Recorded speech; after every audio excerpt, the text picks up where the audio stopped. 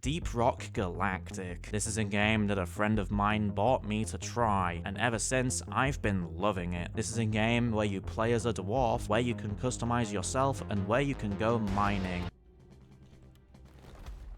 We still have some resupply. Oh, you son of a bitch! Josh, Josh, you demon! Josh, what the fuck? Alright, that's fine. It's just 4 bosses. It's just 4 bosses. We just have to survive for 5 minutes with 4 bosses. There's nothing wrong. Everybody run!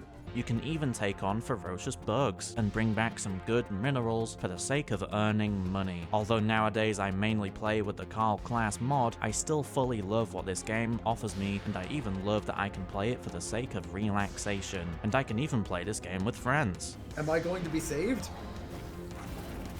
I'm saving you. Oh, God. Come on, come on, come on. Nice! Josh, you legend! You I'm legend, a very Josh! much legend person thing.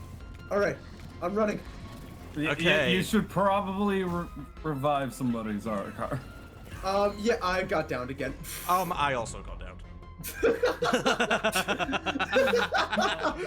Without further ado, let's get into this review. Now, with these reviews, I usually include a story section, but there's not really one that this game has to offer the player. The game mainly has seasons to introduce new features or changes, like the Outbreak feature, and honestly, the most we get in terms of lore is the Carl name drops occasionally. Either way, the vanilla game offers you 4 different classes. Each of these you can promote by leveling up that particular dwarf, and they even have their own set of tools and weapons to best suit their class. For example, the driller quite literally has a set of drills, and the gunner has a minigun, and, you know, other sorts of heavy weaponry, of course. The game also has cave complexity, and these areas you explore are basically procedurally generated. In the game, you will mine for minerals like morkite or gold. You will mine for nitra to replenish your ammo and health, and sometimes you will even find other ores. These aren't the only things you can collect though, as you can find plants within these cave systems to further improve your profits. Moving into the missions of this game, there are an abundance of different types